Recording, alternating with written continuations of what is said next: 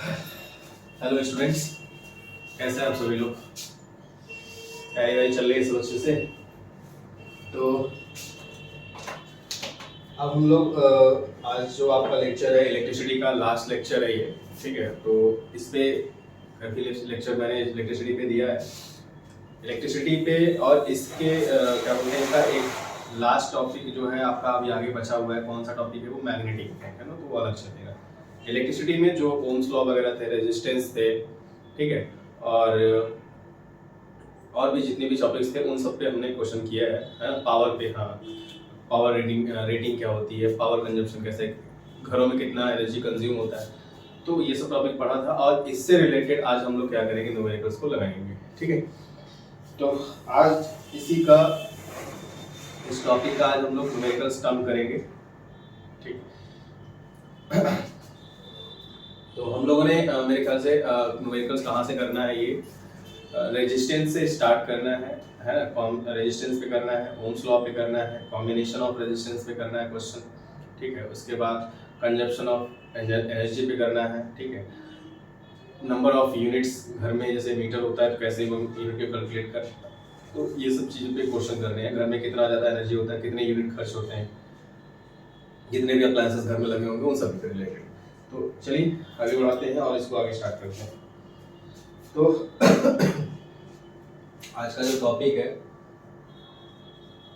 Numerical based on electricity पे जितने भी आपके न्यूमेरिकल होंगे बेस्ड, उन सभी को आज हम लोग क्या करेंगे, देखेंगे, ठीक है। और उनसे रिलेटेड जितने भी न्यूमेरिकल्स होंगे आएंगे एग्जाम में, वो सभी को हम लोग करेंगे, देखेंगे क्या होता है, ठीक है। चलिए एक एक करके क्वेश्चन निकालते हैं। मैं टॉपिक आपको बताता जाता हूँ, हर टॉपिक में मैं एक एक दो क्वेश्चन कराता जाऊंगा, ठीक है।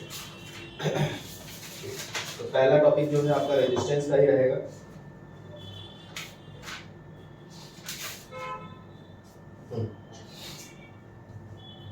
रेजिस्टेंस है, रेजिस्टिविटी है, ये सब पे क्वेश्चंस हम लोग को करना है आज, ठीक है।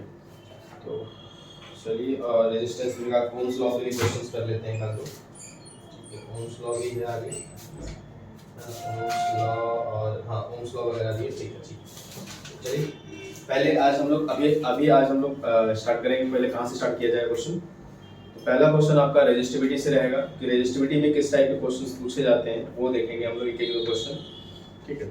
एक देखिए फॉर्मूला याद होगा आपको रेजिस्टिविटी का, तो रो इज इक्वल टू क्या होता है, आर ए अपॉन एल, है ना। जो कि क्या है, मैं आपको एक बार रिकॉल कर देता हूँ कौन सी चीज क्या होती है। रो जो होता है हमारी, ये जो है ये रेजिस्टिविटी है ना।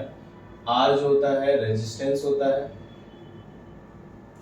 Resistivity of the material, resistance of the material. और एरिया, ए है आपका एरिया, ये है एरिया ऑफ द कंडक्टर। और एल जो है वो क्या है आपका, लेंथ ऑफ द कंडक्टर, ठीक है। तो इस टॉपिक में हम लोग क्वेश्चन करेंगे। तो मैं आपको बता दूं कि एग्जाम में जो क्वेश्चन है, जो 10th बोर्ड के एग्जाम में आता है, वो इससे डायरेक्ट क्वेश्चन पूछे जाएंगे, ठीक है। ये आपके 4 टर्म है यहाँ पे, इन चारों टर्म में से कोई 3 टर्म आपको दिया जाएगा और चौथा टर्म आपसे क्वेश्चन में पूछा जाएगा, ठीक है। तो आप निकाल सकते हैं। एक क्वेश्चन मैं आपको करा देता हूँ, आप उसको देखिए और सॉल्व करिएगा, ठीक है। पहला क्वेश्चन जैसे है the resistivity of copper, the resistivity, मैं क्वेश्चन भी नोट कर दे रहा हूँ। the resistivity of copper is 1.72 into 10 power minus 6 Om metre, है ना। कॉपर के बारे में, कॉपर वायर के बारे में बात कर रहा है। कॉपर वायर की रेजिस्टिविटी जो है वो दी गई है 1.72 into 10 power minus 6 ओम मीटर, ठीक है। ओम सेंटीमीटर है, सॉरी ये क्या है, ओम सेंटीमीटर, सेंटीमीटर में दिया हुआ है। तो अब इसको क्वेश्चन पूछा है कि what is the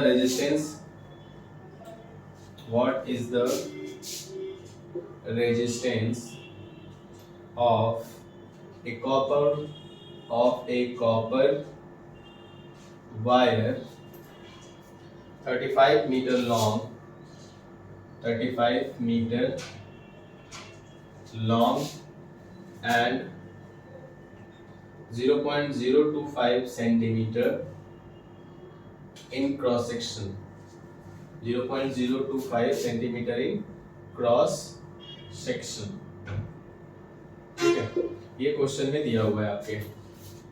ठीक है, तो 0.025 सेंटीमीटर इन क्रॉस सेक्शन का मतलब आपको दिया है वो क्या दिया है, एरिया दिया हुआ है। ठीक है, याद रखिए, यहाँ सेंटीमीटर स्क्वायर कर लीजिए, हाँ इससे समझ जाएंगे, सेंटीमीटर स्क्वायर इन क्रॉस सेक्शन, है ना। तो ये क्वेश्चन में दिया हुआ है, इसको आप सॉल्व करना है। तो सॉल्यूशन में आप क्या करेंगे, देखिए क्या क्या दिया हुआ है पहले वो नोट कर लीजिए। देखिए आपको रो दिया हुआ है, ठीक है, रो इज इक्वल टू दिया है कितना, 1.72 इंटू 10⁻⁻⁶, देखिए ओम सेंटीमीटर है, और यहाँ पे जो यूनिट है इसका रेजिस्टेंस का एरिया का वो भी कितना है, सेंटीमीटर, लेकिन यहाँ पे देखिए लेंथ कितने मीटर में है, तो आपको किसी एक मीटर में आप चेंज कर लीजिए इसको। तो ओम सेंटीमीटर है तो 1 सेंटीमीटर में -2, 1 सेंटीमीटर में 10⁻⁻² मीटर होता है, तो -2 ऐड कर दीजिएगा, तो 1.76, देखिए ओम सेंटीमीटर है, इसको मैं मीटर में चेंज कर दे रहा हूँ, 10⁻⁸ क्या हो जाएगा, ओम मीटर।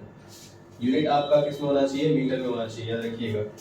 दूसरा जो एरिया दिया हुआ है आपका, एरिया देखिए कितना है, 0.025 सेंटीमीटर स्क्वायर है, इसको आप चेंज कर लीजिए, सेंटीमीटर स्क्वायर को मीटर स्क्वायर में चेंज करते हैं तो कितना आता है, 10⁻⁴, तो हो जाएगा 10⁻⁴ मीटर स्क्वायर। ठीक है, याद रखिएगा, गड़बड़ नहीं करना है कहीं भी।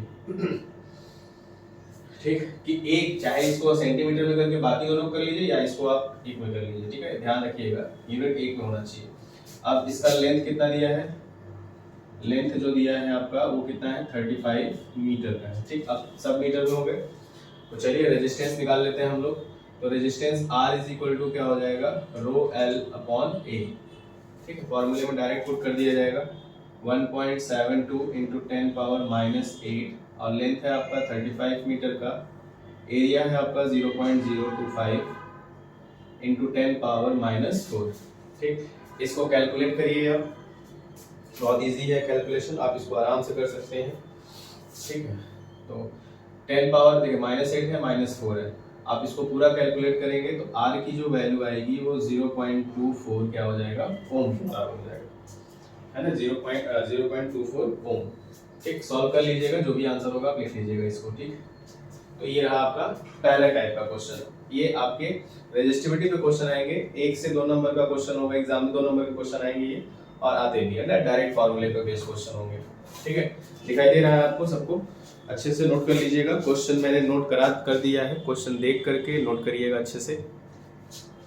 ठीक, चलिए इसको हटाते हैं। अब इसी पे बेस्ड एक मैं आपको दूसरे टाइप का क्वेश्चन कराता हूं, जो कि थोड़ा क्वेश्चन टफ होता है, और उस टाइप के क्वेश्चन में कैसे पूछे जाते हैं आपको वो दिखाता हूं।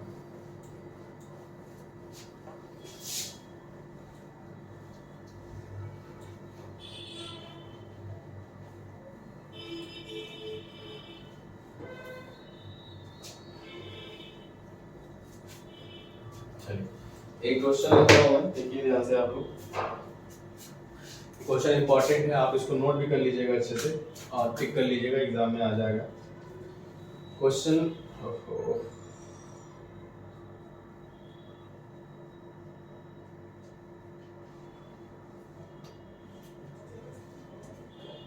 चलिए, तो क्वेश्चन क्या है आपका, देखिए, 2 wires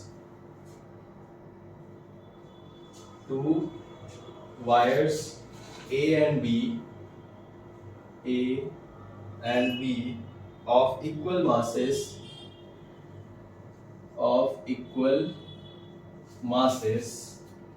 and of same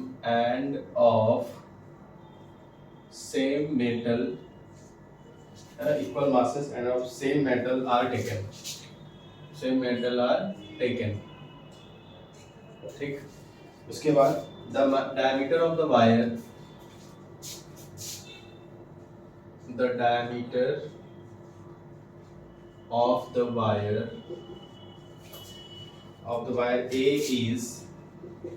A is half the diameter of wire B.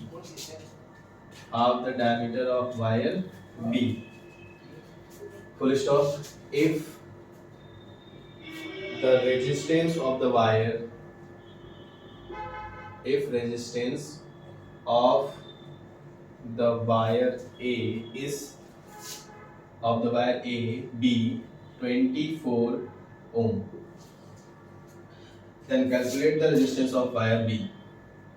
Calculate the resistance.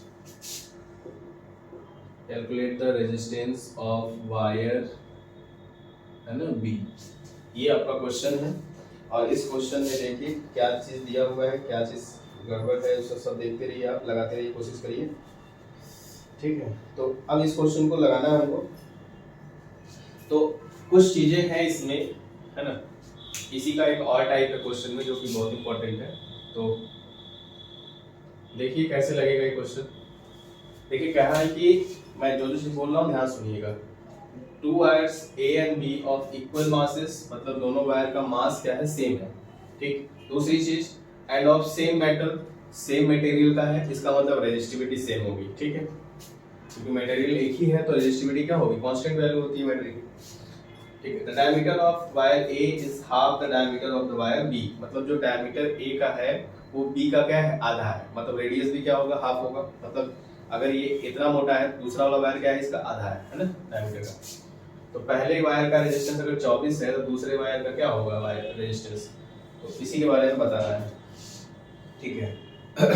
तो मतलब ये है कि वायर ए जो है हमारा वो पतला है, वायर बी जो है मोटा है, क्योंकि क्वेश्चन में बोला है ना the diameter of the wire A is half the diameter of the wire B, B का आधा है ए, तो ए पतला है, अब पतले वायर है तो एरिया से पतला वायर है तो इसका रेजिस्टेंस ज्यादा होगा, मतलब 24 ओम दिया है तो ये ज्यादा होगा। बी का जो है बी मोटा वायर है, इसका रेजिस्टेंस क्या होगा, कम होगा, तो कम आना चाहिए 24 से। चलिए देखते हैं क्या होता है, सॉल्व करते हैं हम लोग। फिलहाल चलो मान लेते हैं कुछ चीजें लेट करना पड़ेगा हमने। लेट क्या क्या दिया है आपका, सेम मेटल का है तो मटेरियल भी सेम है। Let the radius of the wire A and B are, क्या हो जाएगा, RA and RB, ठीक। दोनों वायर का रेजिस्टेंस रेडियस हमने लेट कर लिया, RA और RB है, ठीक है। और अकॉर्डिंग टू क्वेश्चन आपको दिया भी है क्वेश्चन में कि RA, यहाँ लिख देता हूँ ना, RA अपॉन RB, RA और RB, तो RA इज इक्वल टू क्या है आपका, वो RB का क्या है, diameter of the wire B का क्या है, हाफ है, तो B का क्या है आपका, हाफ है, रेडियस में ये रिलेशन होगा। इसका मतलब यहाँ से क्या मिल जाएगा आपको, RA upon RB is equal to 1/2, है ना। इनके रेडियस में रिलेशन ये दिया हुआ है, डायमीटर में रिलेशन जो होगा वही रिलेशन हमारा रेडियस में भी होगा, ठीक है। तो हमने इसका रेडियस लेट कर लिया, RA और RB है और दोनों में रिलेशन कितना दिया हुआ है अकॉर्डिंग टू क्वेश्चन, 1/2। क्लियर है सबको, समझ आ रहा है, ठीक है। ये दिया हुआ ना, the diameter of the wire A is half the diameter of wire B, तो diameter of A is half the diameter of wire B, ठीक। दूसरी चीज इनमें लेंथ लेट कर लेते हैं, ठीक है। दोनों का लेंथ लेट कर लेते हैं, कितना है, LA और LB लेट कर लेते हैं, कितना है इनका लेंथ। चलिए let the length of the wire, है ना, of the wire A and B are LA and LB, LA और LB है ना। तो अब आप मुझे बताइए, आपको पता है कि जो रेडियस होता है आपका, है ना, रेडियस अगर इस रिलेशन में है तो अब क्वेश्चन में क्या दिया हुआ है, अकॉर्डिंग टू क्वेश्चन क्या दिया है कि वायर A और B का मास क्या है, सेम है, ठीक है। लेंथ ऑफ द वायर क्या है, LA और LB है, तो दोनों का मास सेम है तो दोनों का वॉल्यूम भी क्या होगा, सेम होगा। और वॉल्यूम इज इक्वल टू क्या होता है, मास इनटू डेंसिटी, है ना। आपको याद होगा density is equal to mass upon volume होता है, तो मास इज इक्वल टू क्या हो जाएगा, डेंसिटी इनटू, ठीक है, डेंसिटी इनटू क्या हो जाएगा, वॉल्यूम के, है ना। तो दोनों का मास सेम है, तो मास सेम है तो इनका वॉल्यूम क्या होगा, वॉल्यूम इक्वल टू क्या हो जाएगा, एरिया हो जाएगा इनकी। तो एरिया पहले वाले का क्या है, pi R A square, R A square पहले वाले का लिख रहे हैं ना, आर ए स्क्वायर, और लेंथ कितना है देखिए, ये एरिया हो गया है ना, इसका लेंथ कितना है L1 LA, तो ये हो गया वॉल्यूम इनटू डेंसिटी है ना। तो ये पहले वाले वायर का वॉल्यूम टोटल हो गया मास है ना, वॉल्यूम इनटू डेंसिटी। दूसरे वाले का लगाएंगे तो पाई आर बी स्क्वायर, पाई आर बी स्क्वायर, ये हो गया एरिया, दूसरे वाले का लेंथ है एल बी, और इसका भी डेंसिटी क्या होगा, सेम है क्योंकि सेम मटेरियल है तो डेंसिटी सेम होगी दोनों की। तो ये रिलेशन हो गया, दोनों का मास सेम था, दोनों का मास में हमने वॉल्यूम इनटू डेंसिटी का क्या किया, रिलेशन निकाल लिया। ठीक है, तो पाई से पाई कैंसिल हो जाएगा, डेंसिटी से डेंसिटी कैंसिल हो जाएगा, तो यहाँ से मिल गया आपको कि R A square upon R B square is equal to है ना, तो क्या हो जाएगा L B upon L A. ठीक है, ये रिलेशन आएगा आपका। तो इन दोनों में रिलेशन ये निकल रहा है ना, तो लेंथ ए और लेंथ, अगर इसको आप चाहें तो उल्टा भी कर सकते हैं, आप ऐसे भी निकाल सकते हैं क्या कि L A upon L B, मतलब length of wire A upon length of wire B is equal to क्या हो जाएगा, radius of square of the radius of क्या होगा, बी वायर का स्क्वायर, और क्या हो जाएगा आर ए का स्क्वायर। यहाँ से देखिए आ जाएंगे, तो ये रिलेशन बन गया हमारा यहाँ पे। अब लेंथ में रिलेशन आ गया रेडियस के फॉर्म में, रेडियस ऑलरेडी हमको दिया हुआ था, तो अब आप चाहे तो निकाल सकते हैं लेंथ का क्या होगा। तो लेंथ देखिए क्या हो जाएगा, ये लिख सकते हैं हम लोग आर बी अपॉन आर ए का होल स्क्वायर, तो यहाँ से मिल जाएगा 1/2 का होल स्क्वायर, मतलब कितना 1/4। लेंथ में रिलेशन कितना मिल गया हमारा 1/4 का। आई थिंक आप क्वेश्चन नोट कर चुके होंगे, तो चलिए आगे लिखते हैं हम लोग आगे। इसको मैं हटा दे रहा हूँ ना क्वेश्चन को, क्वेश्चन आप नोट कर लीजिएगा।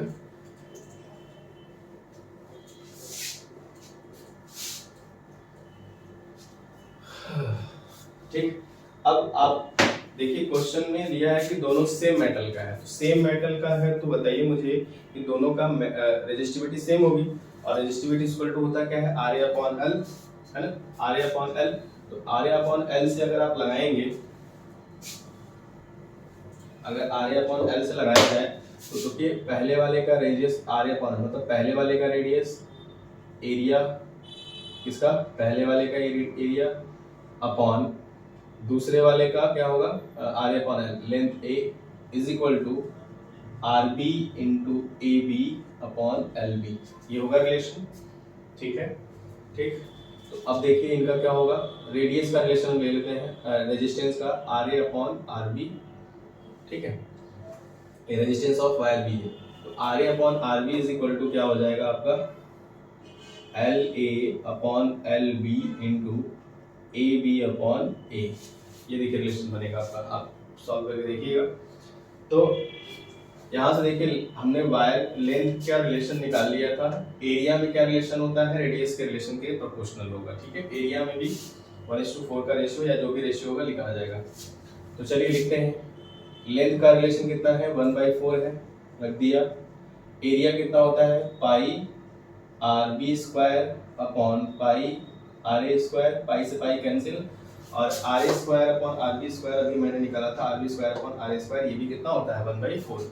तो इसकी वैल्यू भी कितनी हो जाएगी 1/4 इंटू 1/4, मतलब 1 बाई कितना हो गया 16 हो गया। R A upon R B equal to 1/16, so R B is equal to क्या हो जाएगा, अरे आर ए निकालना है ना, कौन सा निकल रहा था, resistance of wire B, B का निकालना है, तो R B is equal to क्या हो जाएगा आपका। ठीक है, तो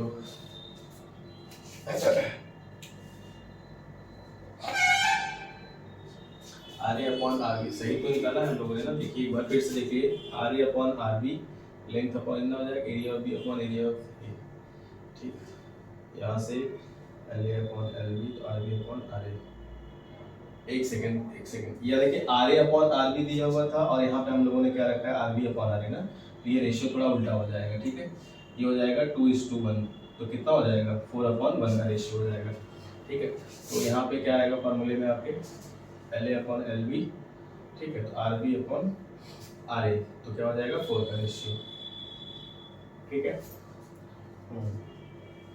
ये आ जाएगा नीचे एल बी, तो R B square upon R A square. R B upon R A 2/1 4:1 हो जाएगा, ठीक है। L A upon L B, हाँ ठीक ठीक, ये देखिए L A upon L B कितना है आपका 4/1 है ना, और ये हो गया 4/1 और R B square upon R A square भी हमने कितना रखा है 4/1, तो ये हो जाएगा 16:1 का रेशियो आ जाएगा, ठीक है, ध्यान से देख लीजिएगा। सो आर ए इक्वल टू क्या हो जाएगा, आर बी इक्वल टू क्या हो जाएगा आर ए इंटू 1/16, और ये कितना दिया होता है 24 1/16, ठीक है। तो 16 बन जा 16 कट गया ये, और कितना आ जाएगा, ये कितना बचेगा 8, 16 5 जा 80, मतलब आर बी की वैल्यू कितनी आ जाएगी 1.5 ओम। रेजिस्टेंस ऑफ वायर बी जो होगा 1.5 ओम होगा, ठीक। आप ध्यान से देख लीजिएगा, रेशियो में थोड़ा गड़बड़ था यहाँ पे, तो हम लोगों ने बना दिया, क्योंकि यहाँ R A upon R B था तो हमने R A upon R B मान ले लिया था, जबकि R B upon R A है ना, तो 4:1 आ जाएगा 4, ठीक। क्वेश्चन को एक बार फिर से देखिएगा, रिपीट करके समझ में आ जाएगा। कहीं भी दिक्कत होगी तो आप कमेंट करिएगा। क्वेश्चन अच्छा है, आप इसको नोट कर लीजिएगा, एग्जाम में आने के चांस है इस बार, ठीक है। चलिए मैं हटाता हूँ इसको, आप नोट करिएगा। अब जो है क्वेश्चन में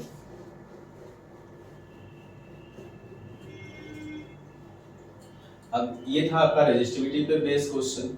अब हम लोग करेंगे किस पे, अब आपका जो क्वेश्चन होगा वो चलेगा हमारा ओम्स लॉ पे, ठीक है। ओम्स लॉ पे बेस्ड क्वेश्चन करते हैं हम लोग और देखते हैं कि क्या आता है ना। अब एग्जाम टाइम में मैं आपको फिर से कुछ क्वेश्चन दिखाऊंगा। चलिए ओम्स लॉ पे रिलेटेड क्वेश्चंस करते हैं। ओम्स लॉ पे क्वेश्चन जो है आपका डायरेक्ट फॉर्मूले बेस्ड क्वेश्चन आते हैं, और उसके प्रैक्टिकल बेस्ड क्वेश्चंस आते हैं, है ना। प्रैक्टिकल मैंने कराया था उसका। चलिए एक क्वेश्चन दिया हुआ है आपका यहाँ पे, if 5 ampere current, if 5 ampere current flowing through a wire, flowing through a wire, develops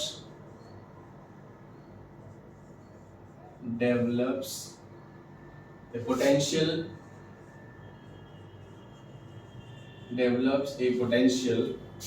of 50 volts across its ends, ठीक है। Find the resistance of the wire. Find the resistance of the wire, ठीक है। ये question था आपका। तो एक कह रहा है यदि 5 एम्पीयर की करंट किसी वायर में फ्लो कर रही हो और उसके दोनों एंड्स के बीच में पोटेंशियल कितना है 50 वोल्ट्स का है, तो कह रहा है find the resistance of the wire. तो पहले आप नोट करिए क्या क्या दिया है। करंट आपका कितना दिया है 5 एम्पीयर का, वोल्ट पोटेंशियल कितना दिया है 50 वोल्ट का है, ठीक। और इसका रेजिस्टेंस आपसे क्वेश्चन में पूछा गया है। तो अकॉर्डिंग टू ओम्स लॉ, अगर ओम्स लॉ लगाया जाए तो V इज इक्वल टू क्या होता है I R, so R is equal to क्या हो जाएगा V अपॉन आई, ठीक है। और R is equal to V upon I. V आपका 50 वोल्ट का है और 5 एम्पीयर की करंट फ्लो कर रही है, तो आप कैंसिल कर देंगे, 10 बार में कट रहा है, इसका मतलब जो रेजिस्टेंस आएगा वो कितना होगा 10 ओम का होगा, ठीक है। ओम से छोटे क्वेश्चन में डायरेक्ट फार्मूले पे बेस्ड क्वेश्चन है। तीन टर्म आपको देखिए दिखाई दे रहा है यहाँ पे, है ना। तो इसमें से कोई 2 टर्म दिया जाएगा और तीसरा टर्म पूछा जाएगा आपसे, ठीक है। इसमें से कोई भी 2 टर्म दे सकता है, तीसरा पूछ लेगा, तो आप ओम्स लॉ पे क्वेश्चन लगा लीजिएगा, ठीक है। इसमें बहुत ज्यादा बताना नहीं है हमको। चलिए अब हम आते हैं रेजिस्टेंस के कॉम्बिनेशन वाले क्वेश्चंस लगाते हैं कि किसी घर में कई चीजें हैं जो कि उसको पैरेलल या सीरीज में कैसे कंबाइन किया गया है, तो उसका उस सर्किट का टोटल रेजिस्टेंस कितना होगा। इस तरह के क्वेश्चंस पूछे जाते हैं आपके एग्जाम में, और ज्यादातर इंपॉर्टेंट क्वेश्चंस कौन से हैं डायग्राम के question.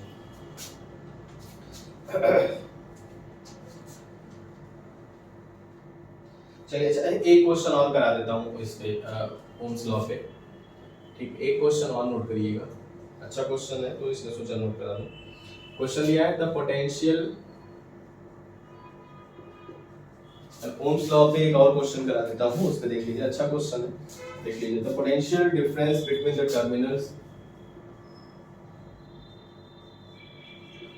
Between the terminals of an electric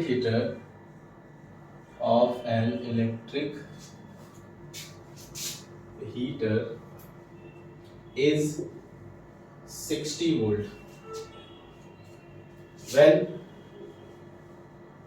it draws a current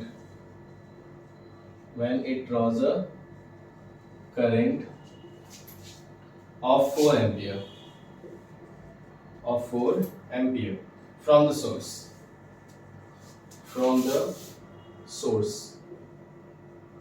मतलब सप्लाई लाइन है ना, मेन सप्लाई जो होती है आपकी कितने की है। तो एक हीटर है, इलेक्ट्रिक हीटर, जिसमें 4 एम्पियर की करंट फ्लो कर रही है। अगर किससे, अगर ये 60 वोल्ट के पोटेंशियल से क्या किया जाए, इसको ऐड किया गया है। ठीक है, आगे क्वेश्चन पूछ रहा है कि what current will the heater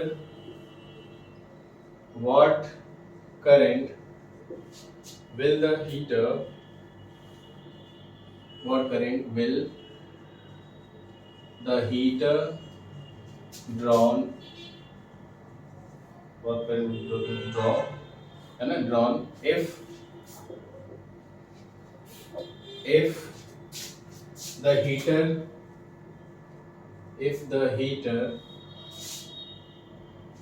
है ना, if the potential difference is increased to 120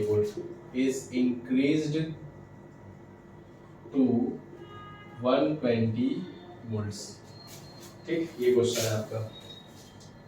तो अब क्या कह रहा है कि एक इलेक्ट्रिक हीटर है जिसका पोटेंशियल वोल्टेज कितना है, 60 वोल्ट का है।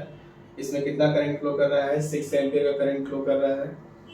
और अगर कह रहा है कि इसी हीटर का जो है पोटेंशियल जो है पहले 60 था, अब 120 कर दिया जाए तो कितना करंट फ्लो करेगा। तो आप मुझे बताइए, करंट फ्लो करेगा ज़्यादा कि कम फ्लो करेगा, है ना। पोटेंशियल बढ़ाया गया तो करंट पे क्या असर पड़ेगा, चलिए देखिए। अच्छा एक चीज़ और ये ध्यान रखिएगा, हीटर में कोई चेंजेस नहीं किया गया है, सिर्फ हीटर के दोनों एंड्स के बीच में पोटेंशियल को क्या किया गया है, बढ़ाया गया है।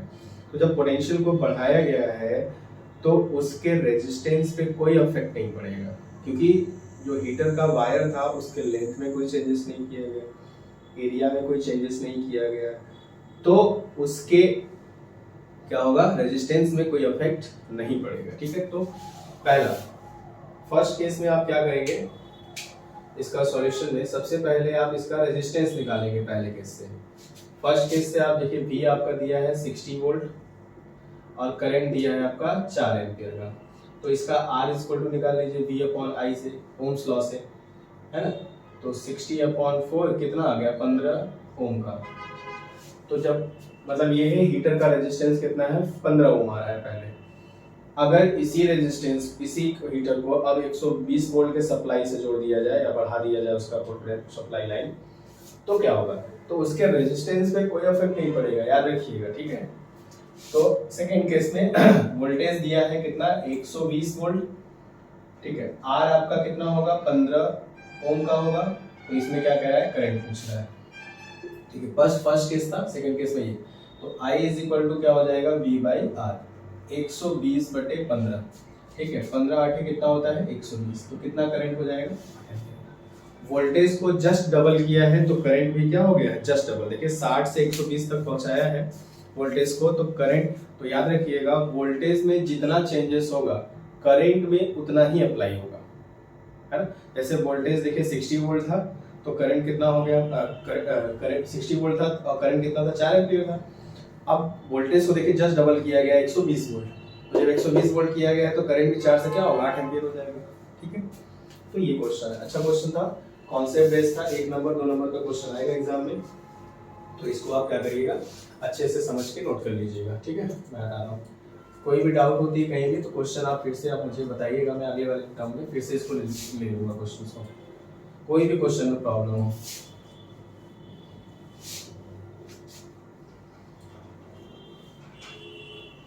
चलिए अब आते हैं हम लोग कॉम्बिनेशन पे।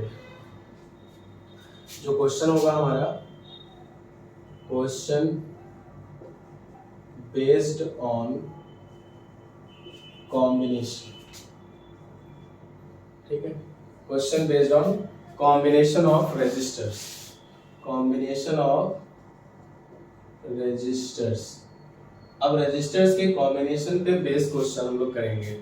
तो जो बेस क्वेश्चन होंगे, मैं आपको बहुत क्वेश्चन तो नहीं करा पाऊंगा क्योंकि वीडियो इतना देर तक लंबा नहीं खींच सकता।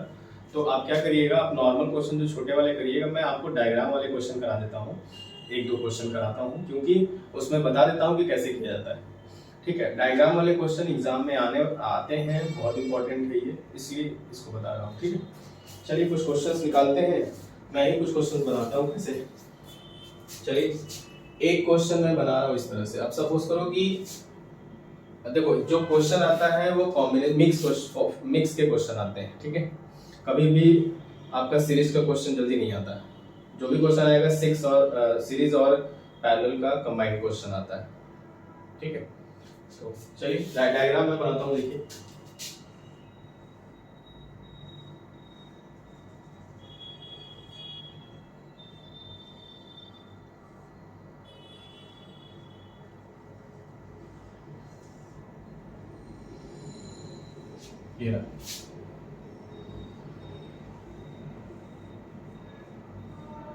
ये आपका एक सर्किट डायग्राम दिया हुआ है, ठीक है, जिसमें आपके 3 रेजिस्टर्स जुड़े हुए हैं।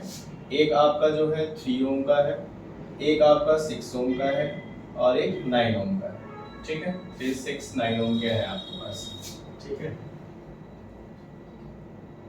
चलिए अब एक बैटरी जुड़ी हुई है जिसका वोल्टेज दिया हुआ है, कितना मान लेते हैं, इस बैटरी का वोल्टेज जो है 24 वोल्ट है और आपके पास यहाँ पे एक की लगी हुई है, ठीक। अब इसमें बताना है क्वेश्चन में, क्वेश्चन क्या पूछा गया आपसे, फाइंड द इफेक्टिव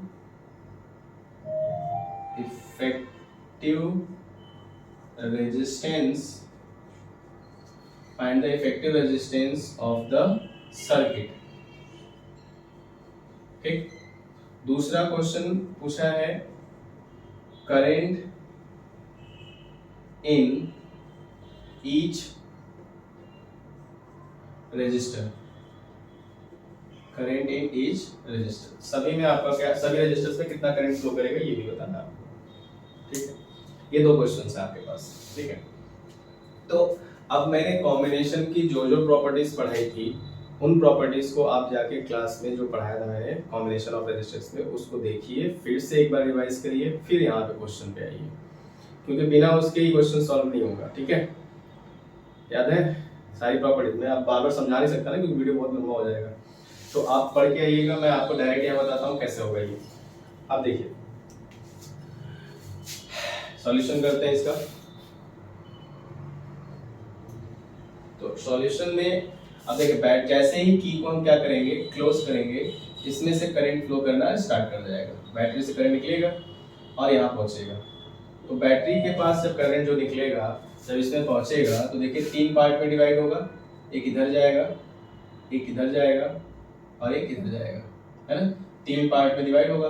तो चलो आई डिवाइड हो गया 3 पार्ट में, मतलब मान लेते हैं पहला I1 है, दूसरा I2 है और तीसरा हमारा I3 है। तीनों में डिफरेंट करंट जा रहा है और डिफरेंट करंट जाता है तो कौन सा कॉम्बिनेशन होता है, वो पैरेलल कॉम्बिनेशन, याद होगा आपको। तो पैरेलल कॉम्बिनेशन, इसका मतलब ये तीनों कैसे हैं आपके पैरेलल कॉम्बिनेशन में है। तो आप पहले इसका रिजल्टेंट निकालिए। तो ये जो क्योंकि 3 ही है तो इसलिए कौन सा रेजिस्टेंस हो जाएगा, इफेक्टिव हो जाएगा। तो आप लिखेंगे effective resistance, resistance of the circuit 1/R is equal to 1/3 plus 1/6 plus 1/9। Parallel में है तो पैरेलल में हम पहले ही बताया था 1/R 1/R 2 हो सकता है। 3 6 9 का एलसीएम कितना हो जाएगा 18। तो 3 6 18 हो गया, 6 3 जा 18 हो गया और 9 2 जा कितना हो गया 18 हो गया। तो 1/r इज इक्वल टू कितना हो जाएगा आपका 6 3 9 2 11 कितना हो जाएगा 11/18 हो जाएगा। तो r की वैल्यू कितनी आ गई 18/11। ठीक है, तो ये आपका रेजिस्टेंस हो जाएगा 18/11। तो पहले का आंसर तो आपको मिल गया। ठीक, दूसरे का आंसर क्या होगा? दूसरे का आंसर देखिए कैसे होगा, समझ में आया? ये क्लियर है सबको? दूसरा क्वेश्चन समझाऊंगा। तो रेजिस्टेंस देख लीजिए कैसे निकाला जाएगा। और इसमें रेजिस्टेंस निकालने के बाद क्वेश्चन पूछा है कि तीनों में कितना करंट फ्लो करेगा। तीनों I1 I2 I3 की क्या करनी है, आपको वैल्यू बतानी है। तो देखिए तीनों कॉम्बिनेशन कैसे है, पैरेलल में है। तो पैरेलल कॉम्बिनेशन में मैंने बताया था कि जो आपका बैटरी का वोल्टेज होता है वही इन तीनों का भी क्या होगा, सेम पोटेंशियल होगा, है ना। मतलब ये भी कितना पोटेंशियल होगा, इसका भी 24 वोल्ट होगा, इसका भी 24 वोल्ट होगा और इसका भी 24 वोल्ट होगा। मतलब तीनों का पोटेंशियल 24 वोल्ट ही रहेगा। तो सिंपल सा है, आ गया क्वेश्चन का आंसर। देखिए I1 इज इक्वल टू निकालना है तो I1 is equal to V by क्या हो जाएगा R1, मतलब 24/3, मतलब कितना करंट होगा आपका I1 इज इक्वल 3 8 24 8 एम्पियर का हो गया। पहले में करंट कितना जाएगा आपका 8 एम्पियर का। दूसरा निकालिए I2 की वैल्यू कितनी होगी, तो I2 की वैल्यू कितनी होगी, I2 is equal to V by कितना होगा R2, तो 24/6, 6 चौके कितना हो गया 24, 4 एम्पियर की, है ना, 4 एम्पियर की करंट जा रही है। और तीसरा जो बचा आपका I3, I3 यहाँ निकाल दे रहा हूँ मैं, I3 इज इक्वल टू क्या हो जाएगा V बाई R3, तो कितना हो जाएगा 24/9, है ना, 9 दूनी 18 हो गया, 9 दूनी 18, 6 बचा और 60, मतलब 9 6 का 54, फिर 6 आता रहेगा, तो 2.67 एम्पियर, है ना। तो ये आपका आंसर आएगा। ठीक है, अगर टोटल करंट पूछा होता, तीसरा अगर क्वेश्चन मैं बोलूं यहाँ पे, तीसरा अगर क्वेश्चन होता टोटल करंट, तो टोटल रेजिस्टेंस आपको मालूम ही है, यहाँ पे टोटल वोल्टेज मालूम है, I is equal to total V by R निकालते हैं, तो आपका सर्किट बैटरी से कितना करंट निकल रहा है वो मालूम हो जाता। समझ में आ रहा है आप लोगों को? क्लियर है? इसमें कोई डाउट, कोई दिक्कत?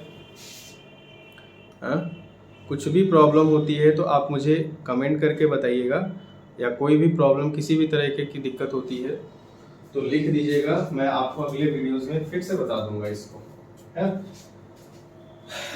ठीक है, समझ में आ रहा है आपको? चलिए एक क्वेश्चन और ले लेता हूँ इस पे और फिर आगे बढ़ते हैं।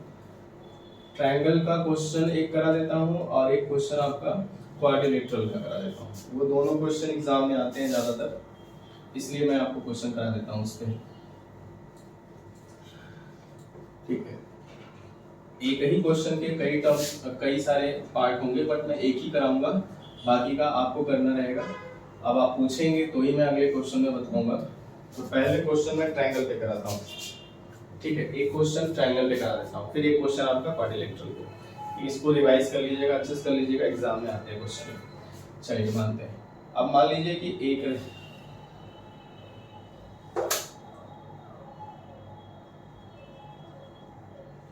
ये आपका रेजिस्टेंस है। ठीक, ये 3 रेजिस्टेंस आपको दिए हैं इस तरह से, और तीनों जो है एक ट्रायंगल के फॉर्म में जुड़े हुए हैं।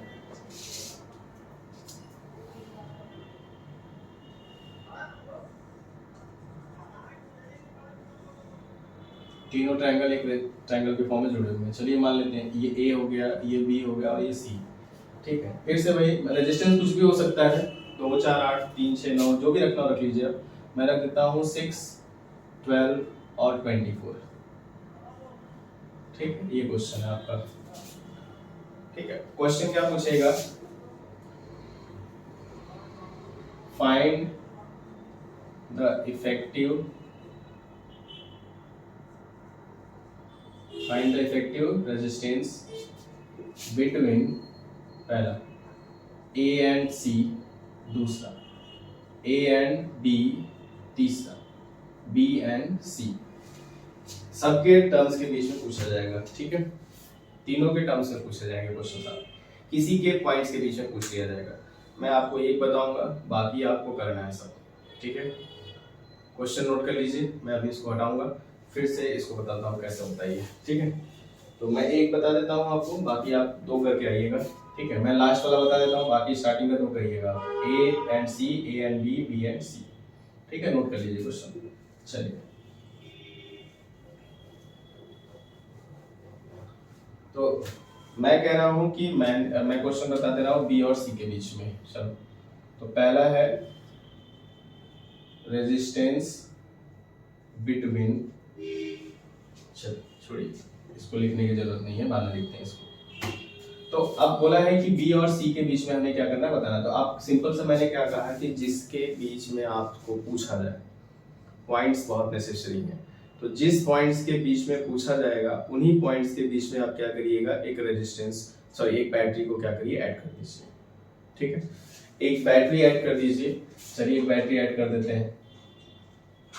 तो इसके बीच में एक बैटरी हमने देखे यहाँ ऐड कर दिया, सिंपल सा अपने से आप यही करेंगे, जिसके बीच में क्वेश्चन पूछा जाएगा उसके बीच में एक बैटरी ऐड करिएगा, फिर करंट फ्लो कराइएगा, करंट फ्लो को आराम से आगे बढ़ाते हुए ले जाइएगा, ठीक है। बैकवर्ड फ्लो नहीं होना चाहिए, हमेशा फॉरवर्ड डायरेक्शन में करंट फ्लो करना चाहिए, ठीक है। चलिए तो क्वेश्चन फ्लो कराते हैं हम भी, अरे करंट फ्लो कराते हैं हम भी, क्वेश्चन तो फ्लो कराएंगे, क्वेश्चन तो फ्लो हो ही रहा है। चलिए अब मान लेते हैं बैटरी कितने का है, इससे आपको मतलब नहीं है, करंट इसमें से निकल रहा है। अब देखिए करंट जब यहाँ पहुंचेगा, है ना, मान लेते हैं कितना करंट है हमारा आई, तो जब ये करंट यहाँ पहुंचेगा तो देखिए दो पार्ट में डिवाइड होगा, है ना, यहाँ से ध्यान से देखिएगा, जब करंट यहाँ आई निकलेगा तो दो पार्ट में क्या होगा, डिवाइड होगा। तो जब दो पार्ट में करंट डिवाइड होगा तो मान लेते हैं, चलो पहले वाले में कितना आ गया I1 और दूसरे वाले में करंट कितना गया I2, ठीक। तो देखिए I1 करंट जब यहाँ से निकलेगा तो इधर से होते हुए इधर आएगा। अब सोचेंगे कि इधर नहीं आएगा, इधर वापस नहीं जाएगा, ये हमेशा फॉरवर्ड डायरेक्शन में बढ़ेगा। I2 देखिए इधर से आ रहा है और I1 देखिए इसमें जा रहा है ना, तो दोनों I1 I2 फिर से मिल जाएंगे, फिर से हमारा कितना करंट हो जाएगा I। तो अब देखिए इस वाले केस में इन दोनों में करंट देखिए I1 ही जा रहा है, तो इसका मतलब ये जिसमें सेम करंट जा रहा हो वो दोनों कैसे होते हैं, सीरीज में। तो इसका मतलब 6 और 12 जो होंगे वो कैसे होंगे, सीरीज कॉम्बिनेशन में होंगे। तो पहले आप निकालेंगे resultant of 6 and 12 ohm, resultant resistance आप लिख लो, resultant resistance of 6 ohm and 12 ohm. 6 ohm और 12 ओम का रेजिस्टेंस आपको फाइंड करना है। तो दोनों सीरीज में है, तो 6 + 12 मतलब कितना हो गया, 18 ओम, ठीक है। तो इन दोनों का कॉम्बिनेशन निकल गया, इसका टोटल रिजल्टेंट कितना है, 18। अब इसको हटा करके आप सिंपल सा यहाँ पे एक 18 ओम का रेजिस्टेंस जोड़ सकते हैं आराम से, ठीक है। तो अब देखिए दोनों में करंट डिफरेंट जा रहा है, तो दोनों आपस में कैसे होंगे, अब पैरेलल में। इसका मतलब 18 और 24 दोनों आपस में कैसे होंगे, पैरेलल में। अब इसका कोई रेजिस्टेंस बचा नहीं है, तो अब इसका आप क्या लिखेंगे, इफेक्टिव। तो effective resistance of the circuit between B and C, याद रखिएगा। अब दोनों कैसे हैं, पैरेलल में, ठीक है। तो 1/r = 1/18 + 1/24, इन दोनों का एलसीएम कितना हो जाएगा, 24 × 48 72 18 72 72। तो 18 4 = 72, 24 3 ज़ा हो गया। तो 1/r = मिल गया आपको कितना, 7/72। तो r = कितना मिल जाएगा, 72/7 ओम, ठीक। तो आप लिखना चाहें तो लिख सकते हैं डिवाइड करके, 7 × 7 0 20 7 3 ज़ा लगभग। तो लगभग जो होगा आपका कितना आएगा, अप्रॉक्सीमेट 10.3 ओम का, ठीक। 10.3 ओम का रेजिस्टेंस आपका टोटल आएगा। इसी तरह से दूसरा पूछा है ए और बी, तो ए और बी के बीच में आप यहाँ क्या करिएगा, बैटरी जोड़ दीजिएगा, फिर करंट आप इधर से, करंट देखिए इधर से फ्लो कराइए चाहे इधर से फ्लो कराइए, उससे कोई फर्क नहीं पड़ता, ठीक है। तो करंट आप चाहे इधर से भी फ्लो करा सकते हैं, ठीक है, कर लीजिएगा और इससे क्वेश्चंस करिएगा अच्छे से, है ना। चलिए अब इस पे मेरे ख्याल से आज इतना काफ़ी है रेजिस्टेंस से क्वेश्चन रिलेटेड। एक लेक्चर और आपको बनाऊंगा जो कि आपका क्या होगा, हाउस होल्ड सर्किट पे रहेगा क्वेश्चन, जो घरों में पंखा, है ना, बल्ब, ट्यूबलाइट, ये सब सारी चीज़ें जो होती हैं, एसी, हीटर, मोटर, सब जितनी भी चीज़ें जुड़ती हैं, तो कितने वाट की हैं पावर सप्लाई की, और कितना कितना जोड़ा जाए, कितने कितने घंटे चलते हैं तो हमारे घर का कितना बिजली का खर्च आएगा, अगर रेट दिया होगा तो 1 यूनिट का खर्च कितना है तो बताइए कितना महीने खर्च होगा, इस सब रिलेटेड। ठीक है, तो आज इतना रहेगा और इससे रिलेटेड आप क्वेश्चंस क्या करिएगा, करके आइएगा। अगले वाले में मैं क्वाड्रिलेटरल का भी क्वेश्चन करा दूंगा आपको। ठीक है, तो चलिए, थैंक यू सो मच, मन लगा के पढ़िए, मैं आपको नेक्स्ट वीडियो जल्दी ही दूंगा। ठीक है, okay, thank you so much, bye bye, good night.